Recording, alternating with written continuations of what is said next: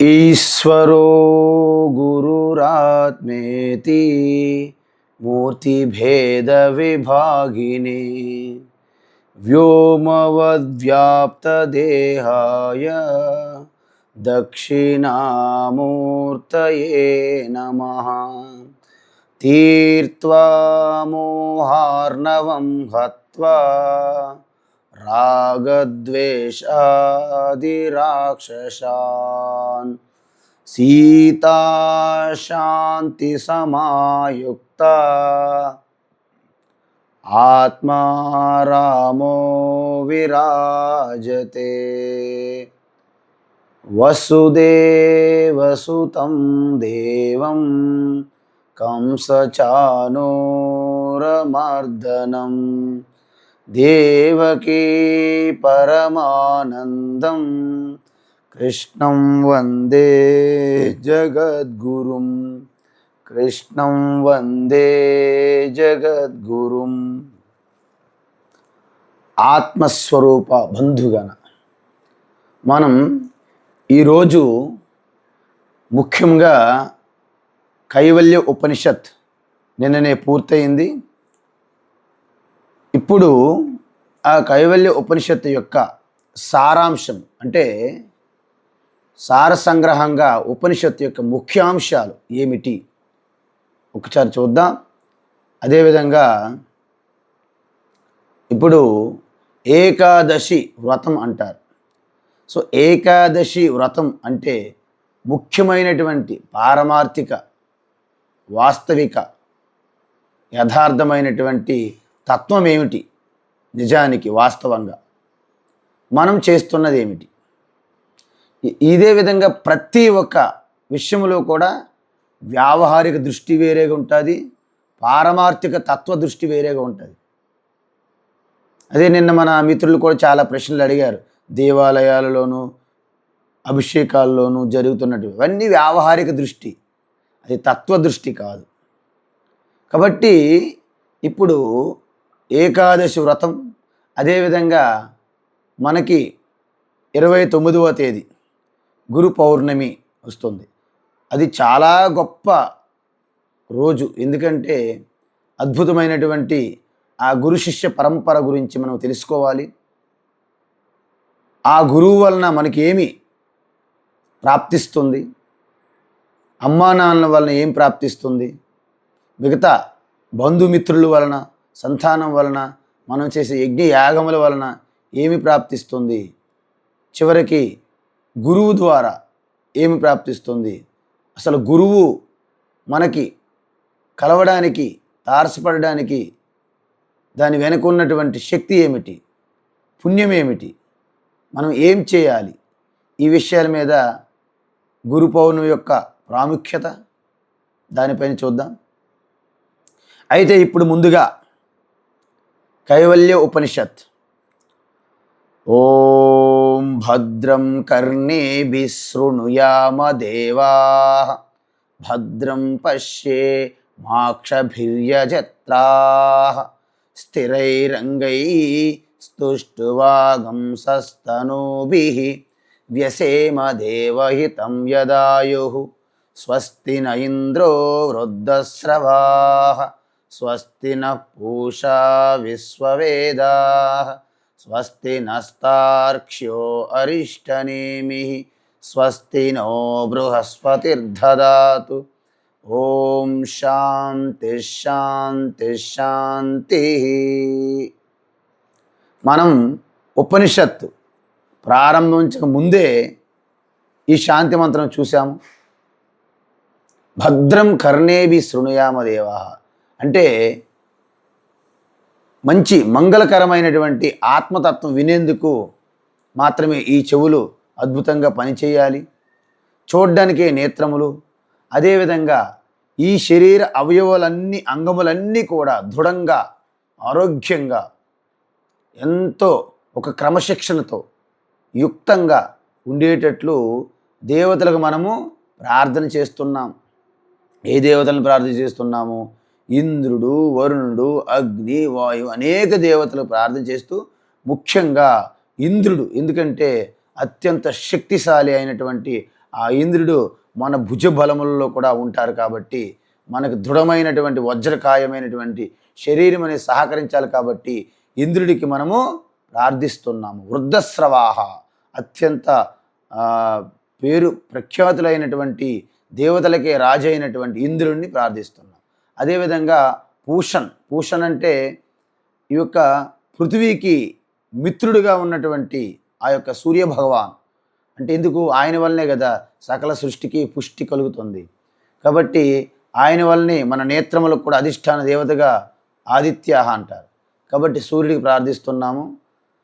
విశ్వవేదాహ అంటే మొత్తం ఈ విశ్వంలో ఉన్నటువంటి సకల దేవతలను కూడా మనము ప్రార్థిస్తున్నాము. ఎందుకు? నేను ప్రారంభించే ఈ జ్ఞానయజ్ఞంలో ఎటువంటి ఆటంకాలు రాకుండా, ఆటంకాలు అనేవి 3 రకాలుగా వస్తాయి, చెప్తాను. అదేవిధంగా ఇప్పుడు అరిష్టనేమి స్వస్తి తార్క్ష్య అంటే గరుత్మంతుడు. అంటే గరుత్మంతుడు ఎవరు వాహనము? విష్ణుకి వాహనం అంటారు. అంటే అత్యంత బలవంతుడు అనమాట విష్ణు. సో విష్ణు వాహనము గరుత్మంతుడు అత్యంత బలవంతుడు. కాబట్టి మీ యొక్క ఆటంకాలని, ఇబ్బందులని, ఏవైనా కంటకాలని అతి శీఘ్రంగా అద్భుతంగా వాటిని నిర్మూలించి మీ దారిని రాజమార్గంగా రహదారిగా చేసే ఆ గరుత్మంతుని కూడా ప్రార్థిస్తున్నాం. అదేవిధంగా మన బుద్ధికి అధిష్టాన దేవత అయినటువంటి బృహస్పతి అంటే దేవతల యొక్క గురువు, వారిని కూడా ప్రార్థిస్తున్నాము. ధియోయో నా ప్రచోదయాత్, నా బుద్ధిని ప్రచోదనం కలిగించి వివేకంగా నేను ఈ యొక్క బ్రహ్మ విద్యని అర్థం చేసుకునేటట్లు సకల దేవతలను మనము ప్రార్థన చేస్తున్నాం అన్నమాట. అదేవిధంగా లాస్ట్ చివరిలో ఓం శాంతి శాంతి శాంతి అంటారు. 3 సార్లు శాంతి ఎందుకు అనాలి? ఒకసారి శాంతి అయితే అయిపోలేదా? బ్రహ్మకుమార్స్ అంటారు కదా, ఓం శాంతి ఓం శాంతి. ఈ ఓం శాంతి అనుకొని మొత్తము ఈ సమాజానికి భ్రష్టు పట్టిస్తున్నారు వాళ్ళు బ్రహ్మకుమారిస్ పేరుతో. వాళ్ళు నాట్ బ్రహ్మకుమారిస్. కాబట్టి ఓం శాంతిని ఎందుకు మనకి వేదం అనదు అంటే 3 సార్లు ఎందుకు ఉంటుంది? ఓం శాంతి ఓం శాంతి ఓం శాంతి 3 సార్లు అన్నాం. ఏంటి అర్థం అంటే మనకి ఆటంకాలు 3 రకాలుగా వస్తాయి, 3 వైపుల నుండి వస్తాయి. ఏంటి? మొట్టమొదటిది అదృశ్య శక్తులుగా, అంటే దైవికమైనటువంటి ఒక ఆటంకాలు మీకు రావచ్చు. అది దైవికం అంటారు. క్షమించాలి, రామ రామ రామ. ఓకే. అయితే ఈ 3 ఆటంకాలలో అది దైవికం అంటే ఏంటంటే ఆ దేవతా శక్తుల నుండి మనకి ఆటంకాలు కలగవచ్చు. చూడండి, అనుకోకుండా అప్పటికప్పుడే మేఘాలు వర్షించి వర్షం పడవచ్చు, పిడుగులు, తుఫాన్లు ఇలాంటివి, మనకి భూకంపాలు కానీ అగ్ని ప్రమాదాలు కానీ ఇవన్నీ ఏవైనా సరే అకస్మాత్తుగా వస్తాయి. వాటికి మన దగ్గర ఎటువంటి సొల్యూషన్ ఉండదు, పరిష్కారం ఉండదు. సో అటువంటి ఆటంకాలు కూడా నాకు రాకుండా ఉండుగాక అంటే ఓం శాంతి, ఓ పరమాత్మ నాకు ఆ దేవతా శక్తుల నుండి కూడా ఎటువంటి ఆటంకాలు రాకుండా ఉండుగాక. రెండోది శాంతి అంటే అది భౌతికమైనటువంటి తాపము అంటారు. ఆటంకాలు అంటే ఏంటి? మన చుట్టూ ఉన్న ప్రజలు కానీ మన చుట్టూ ఉన్న వాతావరణం ఏవైతే ఉంటాయో మన చుట్టూ మనకు దృశ్యంగానే ఉంటాయి, మన చుట్టూ ఉంటాయి. అంటే పండుగల పేరుతోని ఆ చర్చిలు, మసీదులు, ఆలయాల్లో కానీ బయట ఉత్సవాలని, బయట ఏమైనా గొడవలు కానీ ఇవన్నీ చుట్టూ మీకు డిస్టర్బెన్స్ చేస్తాయి అన్నమాట. సో దీన్ని అది భౌతిక తాపము లేదా అది భౌతిక ఆటంకాలు అంటారు. సరే, మూడోది ఆధ్యాత్మిక తాపము లేదా ఆధ్యాత్మికమైనటువంటి క్లేశాలు. ఏంటవి? మీ లోపల, మీ శరీరంలో, మీ కాళ్ళు చేతులు, మీ కర్మేంద్రియాలు, మీ జ్ఞానేంద్రియాలు, మీ మనస్సు, మీ బుద్ధి, ఈ యొక్క మొత్తం టోటల్ ఈ బాడీకి సంబంధించినటువంటి తాపము, ఆటంకాలు అంటారు. అందుకే ఈ 3 నుండి కూడా మనకి పూర్తి ఉపశమనం కావాలి, ఎటువంటి ఇబ్బంది లేకుండా శాంతంగా, వాటి నుండి మనకు సపోర్ట్ కావాలి. కాబట్టి అందుకే అన్సీన్ అంటే దేవతా శక్తుల కోసం గట్టిగా శాంతి, మన చుట్టూ ఉన్న అధిభౌతిక శాంతి, మీ ఆధ్యాత్మిక శాంతి. అందుకే ఓం శాంతి శాంతి శాంతి. అది. సో ఈ విధంగా మనము శాంతి మంత్రం చూసాము. తరువాత నిన్న మనం చూసాం యశ్శతరుద్రీయం అధీతే. ఈ యొక్క కైవల్య ఉపనిషత్తు మీరు ప్రతిరోజు ఎందుకంటే ఇది ఎంత గొప్పదంటే, ఈ యొక్క కైవల్య ఉపనిషత్తు రుద్రం కూడా ఎందుకు పెట్టారంటే, ఆ రుద్రం మీరు పారాయణం చేస్తే మీకు అత్యంత అధికమైనటువంటి పుణ్యం, అంటే అంతఃకరణ శుద్ధి జరుగుతుంది ప్రతి ఒక్కరికి. సాధారణంగా సన్యాసులు 2 రకాలు ఉంటారు. పరమహంస పరివ్రాజక సన్యాసులు అంటే విద్వత్ సన్యాసులు, తత్వం తెలుసుకుని అనుభూతి చెందినటువంటి వారు సన్యాసం తీసుకుంటే వారికి విద్వత్ సన్యాసులు అంటారు. మరి పూర్తిగా తత్వం ఇంకా అనుభవం రాకుండా ఆ యొక్క తత్వ అంటే జ్ఞానయోగ సాధన కోసమే పూర్తి స్థాయిలో దాన్ని సన్యాసం తీసుకుంటే వివిధిసా సన్యాసి అంటారు. సో వారికి యజ్ఞయాగాలు చేయడానికి వారికి గృహస్థాశ్రమం లేదు కదా. సో అలాంటి వారికే ఈ యొక్క నమకము చమకము లాంటి రుద్రము లాంటిది వారికి అత్యధికంగా ఉపయోగపడుతుందన్నమాట. సో అందువలన ఈ గృహస్థులు సన్యాసులు అందరూ కూడా పారాయణం చేసేది రుద్రం అన్నమాట. కాబట్టి అలాంటి రుద్రం ప్రతిరోజు చదవాలి, రోజంతా చదవాలి. రోజుకు ఒక్కసారైనా ఖచ్చితంగా సకృద్వ అంటే ఒక్కసారైనా చదవాలి. అది రోజు చదివితే ఎంత పుణ్యం వస్తుందో, ఈ కైవల్య ఉపనిషత్ ఈ 24 మంత్రాలు ఉపనిషత్ చదివితే దానంత పుణ్యం వస్తుంది. అందువలన ఇక్కడ యజ్ఞయాగాలు మనం చేస్తుంటాం, అగ్నిహోత్రాలు అన్నీ చేస్తుంటారు కదండి. సో అగ్నికి మనము ఎటువంటి అపచారం చేసినా దానివల్ల మనకి పాపం కలుగుతుంది. కాబట్టి అలాంటి వాటి నుండి కూడా మనకు తెలుసో తెలియక మనకు ఒక్కొక్కసారి తెలియకుండా కూడా కొన్ని జరిగిపోతుంటాయి. సో వాటి వలన కూడా మనకి ఈ యొక్క ప్రాయశ్చిత్తంగా అంటే ఆ పాపాలు కూడా తొలగించే శుద్ధమైనటువంటి అంతఃకరణ చేసే శక్తి ఈ కైవల్య ఉపనిషత్తుకి అధ్యయనంలో ఉన్నది. అదేవిధంగా సురాపానాత్ పూతో భవతి అంటే పూత భవతి. యాక్చువల్లీ శాస్త్రాలు నిషేధించే ఆల్కహాల్ సేవించడం అంటే మందు, లిక్కర్. సో దానివలన కలిగే ఆ యొక్క పాపం ఏదైతే ఉందో అది కూడా మీకు పూర్తిగా దాని నుండి మీకు ఉపశమనం కలుగుతుంది. అదేవిధంగా బ్రహ్మహత్యాయ, ఎవరండి బ్రహ్మహత్య ఇప్పుడు చేస్తున్నారు? కానీ తెలియకుండా ఏదైనా సరే, ఇప్పుడు మహాభారతంలో చూడండి, ద్రోణాచార్య వాని యొక్క పుత్రుడి వలన కౌరవుల వైపు ఉండాల్సి వచ్చింది అధర్మ పక్షాన. సో శిష్యులే, పాండవులు కూడా శిష్యులే అయినప్పటికీ ఆయన వధించాల్సి వచ్చింది. అది బ్రహ్మహత్య పాపం అవుతుంది కదా. మరి అలాంటప్పుడు ఇలాంటి కైవల్య ఉపనిషత్తు ఈ రుద్రము లాంటివి అధ్యయనం చేయడం వలన ఆ పాపం నుండి వారు బయటపడతారు. అదేవిధంగా కృత్య అకృత్యాత్ పూత భవతి. ఇప్పుడు కృత్య అంటే ఏంటి? కర్తవ్యము. కర్తవ్యం అంటే ధర్మం అనుష్ఠానము. సో ధర్మానుష్ఠానము, అదేవిధంగా విహిత కర్మలు ఉంటాయి, పంచమహాయజ్ఞాలు.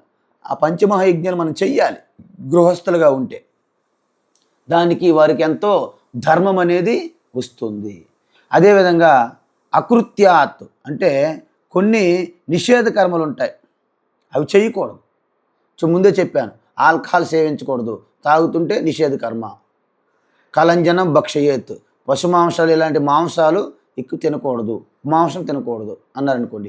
యజ్ఞయాగాలు అన్నీ చేస్తుంటారు కాబట్టి ఆ ఇంట్లో మాంసాలు తినకూడదు. సో అది తిన్నారనుకోండి, అది కూడా పాపమే అవుతుందిగా. సో ఈ అన్ని పాపాలు కూడా కైవల్య ఉపనిషత్తు ద్వారా మీకు విముక్తి కలుగుతుంది ఆ పాపాల నుండి. తస్మాత్ అవిముక్తం ఆశ్రిత భవతి. అటువంటి వ్యక్తి ఈశ్వర కృప పొందుతాడు. ఎందుకు? సాక్షాత్ కైవల్య ఉపనిషత్తు ఆ యొక్క ఈశ్వరుని గురించి కూడా చెప్పింది కాబట్టి. అంటే అవిముక్తం ఆశ్రిత. విముక్త అంటే పుణ్యపాపాలకి ఎటువంటి సంబంధం లేని, నియమ నిబంధనలు విధి నిషేధాలతో సంబంధం లేనటువంటి పశువులన్నిటికి కూడా విముక్త అంటారు. మరి ఈ పశుపతి ఎవరు? ఈశ్వరే కదా. అందువలన ఈ పశుపతిని అవిముక్త అంటే ఆయనకి బంధనము లేదు, మోక్షము లేదు, రెండింటికి నా ముక్తి నా బంధ చిదానంద రూప. కాబట్టి ఆ యొక్క ఆత్మ పరమాత్మను ఆశ్రయించిన వాళ్ళకి ఖచ్చితంగా ఆ యొక్క పరమాత్మే రక్షిస్తుంది. ఎలాగా? ధర్మాన్ని మీరు ఆచరిస్తే ధర్మమే మీకు గొడుగై రక్షిస్తుంది. ధర్మో రక్షతి రక్షిత అన్నారు. ధర్మాన్ని ఎవరైతే రక్షిస్తారో వారిని ధర్మము రక్షిస్తుంది. ధర్మం అంటే ఇంకెవరో కాదు, ఈశ్వరుడే ధర్మదేవతగా నియమాలుగా మనకు ఉంటారు. అదేవిధంగా అత్యాశ్రమి సర్వదా సకృద్వా జపేత్. అత్యాశ్రమి అంటే సన్యాసం చెప్పాను నేను. కాబట్టి సన్యాసం తీసుకునే వాళ్ళు ఏంటి, చిత్తశుద్ధి కర్మయోగం చేసిన తర్వాత జ్ఞానయోగం చేసి పరిపక్వత వచ్చి అప్పుడు తన నిధిధ్యాసన పూర్తయినప్పుడు సన్యాసం తీసుకునే వాళ్ళు ఒకరు ఉంటారని చెప్పాను. ఇంకా నిధిధ్యాసన పూర్తి అవ్వక మునుపు కూడా తన యొక్క అంతఃకరణ శుద్ధి పూర్తి కాకమునుపు కూడా కొంతమంది సన్యాసం తీసుకోవచ్చు. కాబట్టి అలాంటి వారు ఇలాంటి ఈ యొక్క రుద్రపారాయణం అదేవిధంగా కైవల్య ఉపనిషత్తు పారాయణం వలన వారికి ఖచ్చితంగా అంతఃకరణ శుద్ధి, ఆ పుణ్యము అంటే ఈశ్వరుని యొక్క అనుగ్రహము కలుగుతుంది. ఈ విధంగా ఎవరైతే ఈ కైవల్య ఉపనిషత్తులు చెప్పిన ప్రకారంగా ఈ జ్ఞానాన్ని అందిపుచ్చుకుంటారో, ఔపాసన చేస్తారో, పూర్తిగా జీర్ణింపు చేసుకుంటారో వారికి ఏమంటున్నారు, అనేన జ్ఞానమాప్నోతి. ఈ విధంగా ఎవరైతే పూర్తిగా దాన్ని గ్రహిస్తారో కైవల్యం పదమశ్నుత ఇది. కైవల్యం ముందే చెప్పాను మీకు. కైవల్యం అంటే ఏంటంటే కేవల పరమాత్మ స్వరూపము తప్ప రెండవది లేనిది. అందువలన ఇవన్నీ కూడా నియమాలు నిబంధనలు మన యొక్క క్రమశిక్షణ కోసం పెడతారండి. మన పిల్లవాడికి డాక్టర్ చేయాలనుకుంటున్నాం, చిన్నప్పుడే కిండర్ గార్డెన్కు జాయిన్ చేయించాం. డాక్టర్ సంబంధించినవి ఏం చెప్పరు. ఆ క్రమశిక్షణ ఏంటంటే బెల్ట్ కట్టుకోవడము, టై కట్టుకోవడము, షూ పాలిష్ చేసుకొని టక్ చేసుకొని ఈ ఐడి కార్డు పెట్టుకొని ఈ బ్యాగు, ఇవన్నీ డిసిప్లిన్ అవసరం. ఇవే మనకి టెంపుల్లో ఇవన్నీ పెడుతుంటారు. సో అక్కడ మనము శటగోపము, తీర్థం తీసుకోవడం, ప్రసాదం ముందు కూర్చోవడం, ప్రదక్షిణ చేయడం, నమస్కారం చేయడం, ఇవన్నీ కూడా మీకు డిసిప్లిన్ అండి. ఎప్పుడైతే అంత డిసిప్లిన్ శ్రద్ధాభక్తి మీరు చేస్తారో ఆ యొక్క దేవాలయంలో మూర్తిగా ఉన్నటువంటి మూర్తిభవించినటువంటి ఆ విరాట స్వరూపము, మూల విరాట స్వరూపము మీ ఆత్మగా ఉందని ఆఖరిలో తెలుసుకుంటారు. కిండర్ గార్డెన్కి వెళ్ళిన పిల్లవాడు డాక్టర్ అయిన తర్వాత తెలుసుకుంటాడు, అరే అక్కడ నేను ఈ టైల కోసము, ఈ టక్కల కోసము, ఈ బెల్ట్ల కోసము, ఈ ఐడి కార్డుల కోసము, వీటికే నాకు చాలా శిక్ష వేసేవాళ్ళే టీచర్లు, అవి నాకు ఇప్పుడు ఏం ఉపయోగపడతాయి అనుకోడు. అవి అలాగ తీసుకెళ్ళే పైకి. కాబట్టి మనం ఇప్పుడు బ్రహ్మ విద్య తెలుసుకుంటున్న ఉపనిషత్తులు డైరెక్ట్గా ఇక్కడికి వెళ్ళి కూడా మళ్ళీ ఆ విషయాలు అడుగుతుంటారు నాకు చాలామంది. ఏం చెప్తాం, కాదనలేము. మీరు మీ పిల్లవాళ్ళకి పిహెచ్డీలు పీజీలు చదివిస్తున్నప్పుడు ఎక్కాలు ఏబిసిడీలు మీరు రాయమని అడిగినట్టు ఉంటుంది ఆ ప్రశ్నలు. మీకు నాకు ఇద్దరికి. మీరు పూర్తిగా బ్రహ్మ విద్య చదువుతున్నారు కదా, భగవద్గీత ఉపనిషత్తులు. ఇక్కడికి వెళ్ళాక స్వామి ఎన్నిసార్లు ప్రదక్షిణ చేయాలి, ఎటువైపు ప్రదక్షిణ చేయాలి, ఎటువైపు దీపం పెట్టాలి, ఎటువైపు కొబ్బరికాయ కొట్టాలి, ఎటువైపు ఫోటో కానీ విగ్రహం ఉండాలి, ఇవన్నీ బ్రహ్మ విద్య పాఠానికి ఆ యొక్క తొలిమెట్టు లాంటివి. మీరు ఇప్పుడు ఆల్రెడీ దేవాలయంలో ప్రవేశించారు, గర్భగృహం దగ్గర ఉన్నారు, గర్భగృహంలో ప్రవేశించబోతున్నారు. కానీ మీకు తొలిమెట్టు దగ్గర పూజ గురించే బెంగ. ఇవన్నీ స్పష్టంగా తెలుసుకోవాలి మన వాళ్ళంతా. సో ఈ విధంగా ఏమంటున్నారు, కైవల్యం పదం అశ్నుతే. కేవలం అంటే అర్థం ఏంటి అంటే ఈ శుద్ధ చైతన్యంకి విరుద్ధమైనటువంటి రెండోది లేదు. ఈ యొక్క శుద్ధ చైతన్యం లాంటిది సమానమైనటువంటి జాతి కూడా రెండోది లేదు. ఈ శుద్ధ చైతన్యంకి ఎటువంటి అవయవాలు లేవు తనకు తానుగా. అంటే అవయవాలంటే ఒక చెట్టు ఉందనుకోండి, కొమ్మలు, ఆకులు, పుష్పాలు, ఊడలు, చెక్క, ఇవన్నీ ఉంటాయి, శాఖలు. సో ఇవన్నీ వేరు. అదే మనిషి అనుకోండి, కాళ్ళు వేరు, చేతులు వేరు, నేత్రములు వేరు, చెవులు వేరు. అంటే ఈ శుద్ధ చైతన్యానికి ఎటువంటి అవయవాలు లేవు కాబట్టి దాంట్లో భేదం ఉండే అవకాశం లేదు. సరే మనుషులు ఉన్నారనుకోండి, మనుషులు, జంతువులు, పశువులు, పక్షులు ఉన్నాయనుకోండి, వేరు ఉన్నాయి. అదే పశువుల్లో కూడా ఆవు వేరు, గేదెలు వేరు, గాడిద వేరు, గుర్రం వేరు, ఇవి ఉన్నాయి పశువులు చూడండి. సో వీటిలో కూడా డిఫరెన్స్ ఉన్నాయి, పశువుల్లో కూడా, జంతువుల్లో కూడా. కానీ ఆత్మ లాంటిది ఇంకొకటి ఏమీ లేదు. కాబట్టి దానికి సజాతీ లేదు, అది విరుద్ధం కూడా లేదు. ఆవులు కూడా ఉన్నాయనుకోండి, నల్ల ఆవు, తెల్ల ఆవు, పొట్టిది, పొడవుది, చిన్నది, పెద్ద ఉంటాయి. అలా కూడా లేవు. అంటే సజాతీయ భేదం లేదు, విజాతీయ భేదం లేదు, స్వగత భేదం లేదు. ఎటువంటి భేదములు లేని శుద్ధ చైతన్యం కాబట్టి దాన్ని కేవల అంటారు. కేవల చైతన్య స్వరూపం. ఆ కేవలస్య భావమే, దాని యొక్క భావమే కైవల్యము. అదే విష్ణోహో పరమం పదం, దాన్ని విష్ణు అంటారు. దాన్ని పరమశాంతి శివ చిదానంద రూప అంటారు.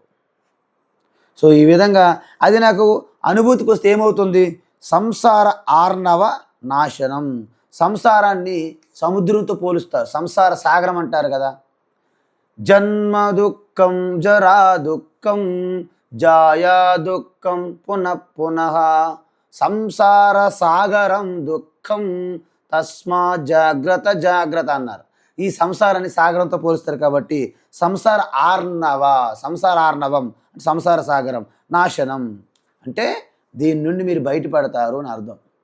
తస్మాత్ ఏవం విదిత్వ, ఏనం ఈ ప్రకారంగా, ఏవం ఈ రూపంగా, విదిత్వ తెలుసుకుంటే కైవల్యం పదం అశ్నుతే. సో ఈ విధంగా మీరు ఆ యొక్క పరమపదం అంటే ఆత్మ చైతన్య స్థితిలో ఉంటారు. ముందు మనము ఈ యొక్క దీంట్లో 25 మంత్రాలు ఉంటాయి, అంటే మీకు ఫలశ్రుతితో పాటు. అందుకే అద్భుతమైనటువంటి ఈ ఉపనిషత్తులో ఒక్కొక్కటి మీ యొక్క బ్రహ్మాస్త్రం, పాశుపతాస్త్రం లాంటి మంత్రాలు ఇవి. చూడండి, మనం మొట్టమొదటి ఆ యొక్క 8 మంత్రాల వరకు ఏం చూసాం మనము? ఆ 8 మంత్రాల వరకు ఆ యొక్క గురు సదనం, గురు ఉపసదనం అంటారు. ఉపసదనం అంటే ఏంటి? గురువుని సమీపించడము, గురువుకి సాష్టాంగ నమస్కారాలు చేయడము, గురు సేవ శుశ్రూష చేయడము, గురువు ప్రసన్నుడైనప్పుడు ఆయనకి ప్రశ్నించడం. సో ఇదంతా కూడా ఆ మొదటి భాగంలో వస్తాయి. దానికి మన యోగ్యత ఏమిటి? మనకి అత్యంత వివేకం కలిగి ఉండాలి, వైరాగ్యం కలిగి ఉండాలి, మీ యొక్క ఇంద్రియ నిగ్రహము, మనోనిగ్రహం కలిగి, మీ యొక్క పూర్తి శ్రద్ధాభక్తి, అంటే గురువు పైన ఎటువంటి సంశయం ఉండకూడదు. గురువు పైన ఎటువంటి సంశయం ఉన్న వ్యక్తికి ఆ విద్య రాదు. ఎందుకు రాదంటే మీరు ఏ విద్యైనా నేర్చుకోవాలనుకుంటే, మీకు కావాలనుకుంటే 2 చేసి తీరాలి మీరు. ఒకటి, పూర్తి ఏకాగ్రత సిద్ధించాలి. మీకు ఏకాగ్రత 100% ఏకాగ్రత ఎవరికి ఉంటుందో వారికే ఆ విద్య వస్తుంది. అది సాధారణ విద్యావని, బ్రహ్మ విద్యావని, 2 కూడా ఏకాగ్రత అవసరం. రెండో పాయింట్, అంకిత భావము లేదా సమర్పణ. 100% సమర్పణగా ఉంటారు. కానీ చాలామంది అధిక తెలివితేటలుగా ఉంటారు. వారికి అన్ని వ్యవహార నియమాల గురించి బాగా దృష్టి ఉండి వారు బ్రహ్మ విద్య బోధించే గురువులకు కూడా సలహాలు ఇస్తుంటారు. అంటే అర్థం ఏంటి? వారికి అధికమైనటువంటి అధిక విశ్వాసం వాళ్ళ మీద, గురువు గారుల కంటే. కాబట్టి ఈ అధిక విశ్వాసం, చాలా ఓవర్ కాన్ఫిడెన్స్ అంటారు కదా, ఇది ప్రమాదం. వాళ్ళకి బ్రహ్మ విద్య ఎప్పుడు రాదు, టైంపాస్ చేస్తుంటారు జన్మలు కానీ. అందువలన సమర్పణ, శరణాగతి అంటే ఈ 2 ఎవరికైతే ఉంటాయో వారికి పూర్తి ఏ విద్య అయినా వంట పడుతుంది. ఉదాహరణకి కర్ణుడు తీసుకుందాం. మహాభారతంలో కర్ణుడు ఏమిటి? అక్కడ సాక్షాత్ భగవాన్ స్వరూపం పరశురాముడి దగ్గరికి వెళ్ళి అబద్ధం చెప్పారు, నేను బ్రాహ్మణుని అని చెప్పారు. కాబట్టి పరశురాముడి దగ్గరే అబద్ధం చెప్పారు కాబట్టి ఆ విద్య అంతా నేర్చుకున్నాడు. ఎందుకు? బ్రాహ్మణుని చెప్తే తన విద్య నేర్పించాడు. చివరికి తెలిసింది ఒక పరీక్షలో. అప్పుడు పరశురాముడు ఒక మాట అన్నాడు, కర్ణ, ఇది నేను నీకు శాపం పెట్టడం లేదు. అసత్యము, అధర్మంగా ఎవరు ఏ విద్య నేర్చుకున్నా వారి యొక్క హయ్యెస్ట్ పరీక్ష సమయంలో ఆ విద్య వారికి ఉపయోగపడదు, దానివల్ల ఎటువంటి ప్రయోజనము నీకు కలగదు అన్నాడు. కాబట్టి మనము పూర్తిగా మన మనసు ఎందుకు నిలబడదు విద్య నేర్చుకునేటప్పుడు? అంటే విద్య యొక్క గొప్పతనం మనం తెలుసుకున్నామా? విద్య యొక్క ప్రాముఖ్యత తెలుసుకున్నామా? లేక ఆ విద్య ద్వారా ఇంకేమైనా సాధించాలనుకుంటున్నామా? విద్య యొక్క ప్రాముఖ్యత తెలుసుకుంటే నీ ఏకాగ్రత చిత్తముతో, అంకిత భావముతో ఎంత విద్య ఉందో అంత నేర్చుకోవడమే మన లక్ష్యం. అలా పక్కోడి కంటే ఎక్కువ నేర్చుకోవాలని, నాకంటే వాడు ఎక్కువ ఉన్నాడని, వాడికంటే నేను గొప్పవాడిని అవ్వాలని ఇలాంటి నాకు సంబంధం లేదు. ఆ విద్య ఎంతవరకు అయితే ఉందో దాని బౌండరీస్, సరిహద్దులు అంతవరకు నేర్చుకోవడమే నా యొక్క ధర్మం. దాని యొక్క గొప్పతనం నాకు తెలుసు కాబట్టి, ప్రాముఖ్యత తెలుసు కాబట్టి. అలా కాకుండా కొంతమంది ఈ విద్యలను వాడుకొని ఇంకేవేవో సాధించాలి. కొంతమంది ఉంటారు, కొంతమంది వాళ్ళు ప్రజలు భక్తులు ఎక్కువ వస్తున్నారు కాబట్టి ఏదో ఒక పేరు పెట్టి నేను రాజకీయంలోకి వెళ్ళి ముఖ్యమంత్రి అయిపోవాలి అని భ్రమలో ఉంటాడు. అంటే ఈ యొక్క సన్యాస స్వీకరణము, ఈ బ్రహ్మ విద్య, ఈ ఉపదేశాలు, టీచింగులు, ఈ యజ్ఞయాగాలు ఇవన్నీ కూడా ఒక రాజకీయంలో నేను పదవి పొందడానికి వాడాలనే ఉన్నది తప్ప నిజమైన విద్య అయింది కాదు. సమాజంలో మీరు గమనించవచ్చు. అందుకే కర్ణుడు కూడా తనకు జరిగినటువంటి అవమానమో ఏదో దాంట్లో మనసులో పెట్టుకొని దాన్ని అధిగమించాలని, దానికోసం విద్య కావాలని విద్య నేర్చుకున్నాడు తప్ప విద్య యొక్క ప్రాముఖ్యత తెలుసుకోలేదు ఆయన. కాబట్టి మనం ఒక విద్య నేర్చుకున్నామంటే దాని వలన లోకముకి ఏమైనా కళ్యాణం అవుతుందా, లోక కళ్యాణం జరుగుతుందా, అప్పుడే ఆ విద్య యొక్క ప్రాముఖ్యత సిద్ధించినట్టు. అందువలన మనకి ఎవ్వరూ కాంపిటీషన్ ఉండరు, పోటీ ఉండరు. మన విద్య మనం ఎంత ఉండదో అంత నేర్చుకోవడమే. పోటీ మనకు లేదు, మనకు మనమే పోటీ. అలాంటప్పుడు మీరు అందరికంటే శ్రేష్ఠులు కూడా అవ్వచ్చు, కానీ మీరు ఉత్తములు అవుతారు. కానీ ఎంత విద్య నేర్చుకోకుండా అందరికంటే నేను గొప్పవాడిని కావాలి అనే ఒక దృక్పథంతో మీరు నేర్చుకుంటే మీరు ఒకప్పుడు శ్రేష్ఠులు అవ్వచ్చు. అందరికంటే ఎవరు శ్రేష్ఠులుగా ఉంటారు? ఇంకో కొత్తగా నేర్చుకుని వస్తారు. కాబట్టి మీరు శ్రేష్ఠులు అవ్వచ్చు, అవ్వకపోవచ్చు, కానీ ఉత్తముడు కాలేరు. మీలో నిరంతరము ఆ పోటీతత్వం అగ్ని రగులుతూ ఉంటుంది. కర్ణుడి పరిస్థితి, అర్జునుడికి కర్ణుడికి ఈ రెండే వ్యత్యాసం. అర్జునుడు ఎంత విలువిద్య మొత్తం నేర్చుకున్నాడు. ఎవరితో గెలవడానికి కాదు, ఎవరితో పోటీకి కాదు, తన విద్య యొక్క గొప్పతనం తెలుసుకొని విద్యవంతా అర్జించాడు. తన ఏకాగ్రత, ఒక చెట్టు కొమ్మ మీద ఒక పక్షి పెడితే ఆ నేత్రాన్ని గురి చూసి కొట్టమంటే, అర్జున ఏం చూస్తున్నామంటే ఆ పక్షి నేత్రం తప్ప ఏమీ కనిపించట్లేదని అత్యంత ఏకాగ్రత. స్వామి వివేకానంద స్వామి అత్యంత ఏకాగ్రత, కాన్సన్ట్రేషన్. అమెరికా వెళ్ళేటప్పుడు కొంతమంది ఎగ్సెల్స్ షూట్ చేస్తున్నారు కుర్రవాళ్ళు ఆ తీరంలో. స్వామీజీ నడుస్తున్నారు ఆ పక్కన. అన్నారు వాళ్ళు ఎగతాళిగా, a gentleman, can you shoot this, ఇది షూట్ చేయగలరా అన్నాడు. అబ్బాయి నాకు రాదండి అన్నాడు. I don't know, you try this, what is the problem. So Vivekananda Swami వచ్చారు, గన్న పట్టుకున్నాడు, అలాగ ఏకాగ్రతతో పెట్టి దృష్టిలో పెట్టి 10 రౌండ్లు టకా టకా టకా టకా కొట్టాడు. వాళ్ళు ఎవ్వరు కూడా కొట్టలేకపోయారు, ఫెయిల్ అవుతున్నారు అందరూ. వాళ్ళు ఆశ్చర్యం అయిపోయి, ఇంతకుముందు ఎక్కడ ట్రైనింగ్ అయ్యావన్నారు. నాకు ట్రైనింగ్ లేదు, ఏమీ లేదు, బొంగు ఏం ట్రైనింగు, అసలు నాకు ట్రైనింగే లేదు, అసలు నాకు గన్న పట్టుకుని మొదటిసారి అన్నాడు ఆయన వివేకానంద స్వామి. వాళ్ళు ఆశ్చర్యపోయారు. How it is possible, we are well trained people, we cannot reach the targets, how can you reach the target all of suddenly without training and practice. మేము ఎంత ట్రైనింగ్ పొందాము, మేమే టార్గెట్ని కొట్టలేకపోయాము, మరి నువ్వు ఎక్కడో ట్రైనింగ్ లేకుండా ఎలా కొట్టావు, ఎలా సాధ్యం అడిగారు. It is my concentration power అన్నాడు వివేకానంద స్వామి.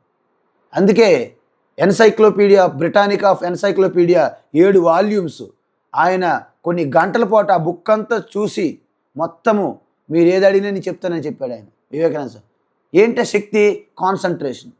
మీరు సిద్ధులు మహిమలు వెంట పడకండి. మళ్ళీ వివేకానంద స్వామికి సిద్ధులు ఉన్నాయి, మహిమలు ఉన్నాయి అనకండి. ఆయన ఒకటే అన్నాడు, ఆయన గురించి ఎంతోమంది పొగిడితే ఒకటే మాట అన్నాడు, మీకు నాకు తేడా ఏమీ లేదు, ఒక్కటే తేడా ఉంది, మీ మనస్సు చంచలంగా అనేక వైపులు పరుగు తీస్తుంది.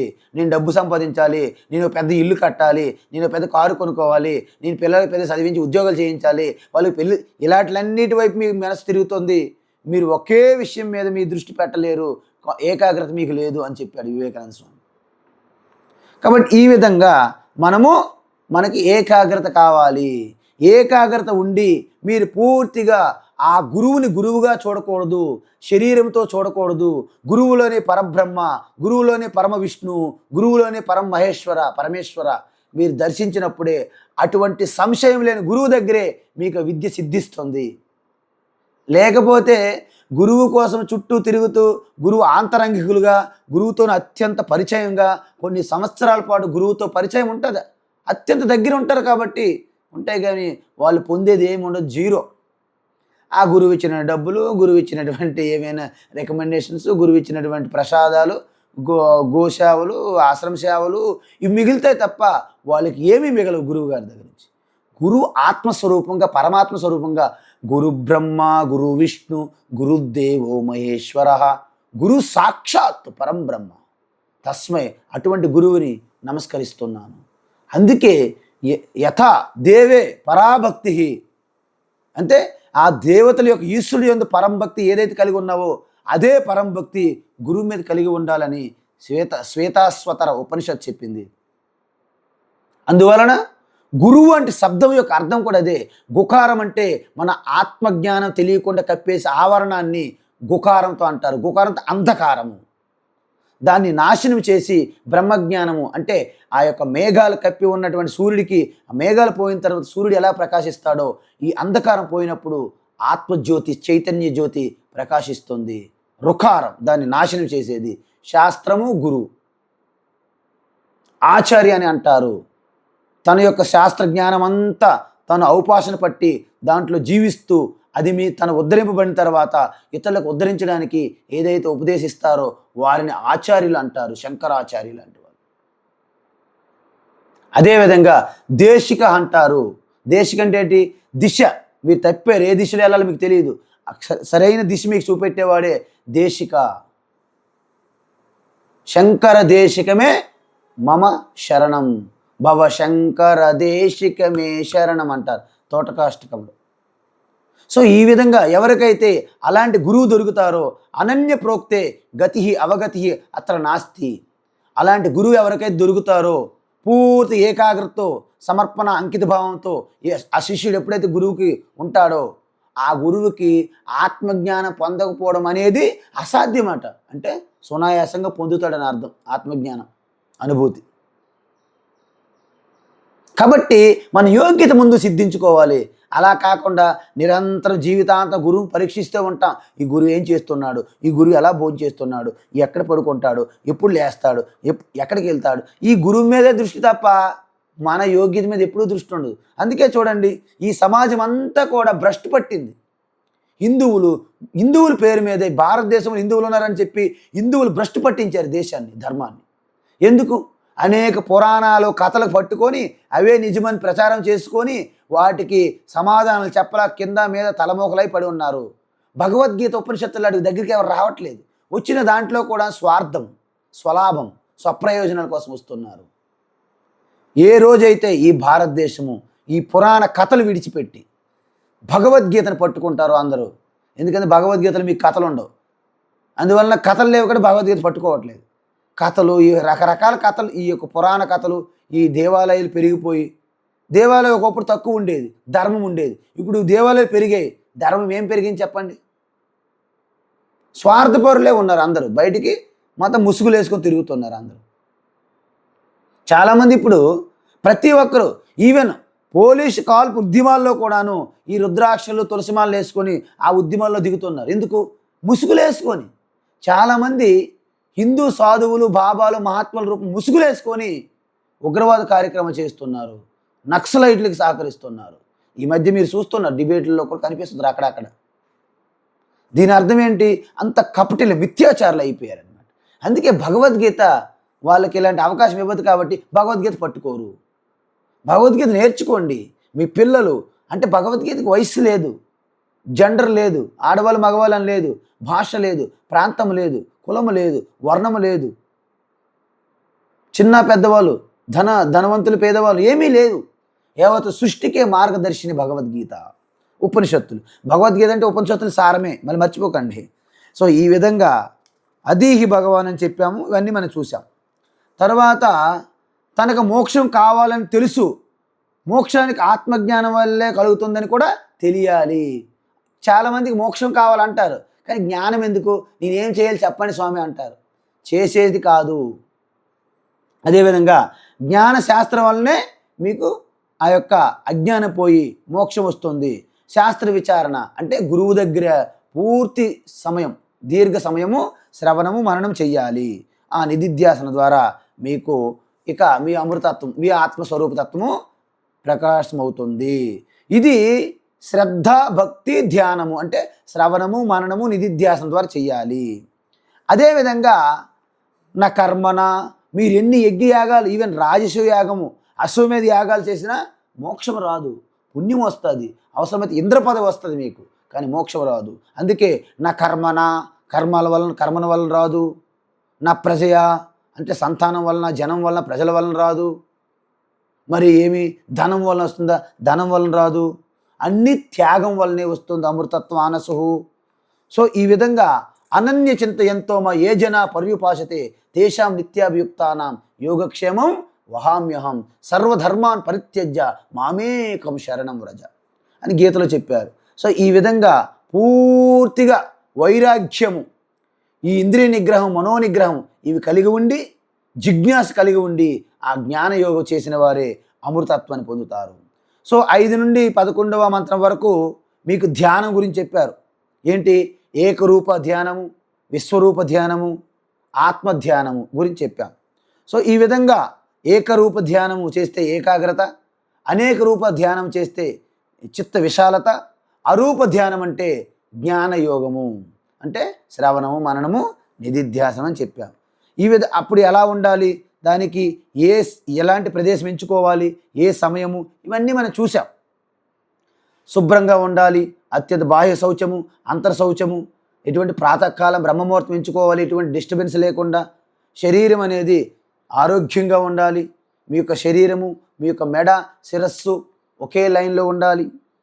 అత్యాశ్రమస్థ అన్ని సంకల్పాలు, ఏమి కోరికలు, ఇవన్నీ సంకల్పాలు, ప్రణాళికలు, కోరికలు, ఆలోచనలు అన్నీ విడిచిపెట్టాలి. అంటే మీరు ధ్యానంలో కూర్చున్నప్పుడు సన్యాసి వలె ఉండాలి. తర్వాత సగుణ ఈశ్వర ధ్యానం, దీన్నే ఇష్టదేవత అంటారు. ఇష్టదేవత అనేక రూపంగా కూడా మీరు పరిణితి చెందుతారు. తర్వాత ఉమా సహాయం పరమేశ్వరం ప్రభు, ఇవి 7వ మంత్రం నుండి మళ్ళీ మీకు పూర్తిగా ఈశ్వరుని గురించి చెప్పారు. సగుణ ఈశ్వరు అంటే 11వ మంత్రం వరకు. ఈ విధంగా మీరు ధ్యాన ఫలం ఏమవుతుంది, మీకు ఈ యొక్క జ్ఞానయోగాన్ని పొందడానికి యోగ్యత ఇస్తుంది, అంతఃకరణ శుద్ధి, చిత్త ఏకాగ్రత ఇస్తుంది. ఇది మీ ఫలం ఈ ధ్యానం చేయడం వల్ల. ఏమి ధ్యానము? సగుణ ధ్యానం, సగుణ ఈశ్వర ధ్యానం. నీలకంఠేశ్వరుడు, నీలకంఠుడు, ఆ నీలకంఠేశ్వరుని ధ్యానించండి. లేకపోతే శ్రీమన్నారాయణ, చతుర్భుజ విష్ణు, లేకపోతే గజాననుడు, లేకపోతే హనుమంతుడు, లేకపోతే దేవి, ఏదైనా సరే ఏదో ఒక రూపం, లేకపోతే అశ్వత్థామ వృక్షం, లేకపోతే హిమాలయ పర్వతాలు, మేరు పర్వతం, లేకపోతే గంగా నది, ఏదో ఒకటి ఒక రూపం తీసుకొని మీరు చేస్తే మీకు ఏకాగ్రత, చిత్త విశాలత కలుగుతుంది. తర్వాత 12 నుండి 15 మంత్రాలకి పూర్తి వేదాంత విచారణ. అంటే ఈ యొక్క స్వప్నము అంటే జాగ్రత్త, స్వప్నము, సుషుప్తి, ఈ 3 అవస్థల మీద విచారణ చూసాం మనం. కాబట్టి ఈ 3 అవస్థల్లో కూడాను మారనిది ఒక తెర ఎలాగైతే ఉంటుందో ఆ తురీయం అనేది నా ఆత్మ చైతన్యంలోనే జాగ్రత్త అవస్థ వస్తుంది, స్వప్నం వస్తుంది, సుషుప్తి వస్తుందని చూసాము. ఈ 3 పోయిన తర్వాత కూడా నేనే ఉంటాను. ఇది ఏ విధంగా చెప్పారు? మహావాక్య రూపంలో చెప్పారు. ఏంటి? 16 నుండి 23వ మంత్రం వరకు. అంటే ఏంటి? అది ఏ మంత్రం మనం చూసాము అంటే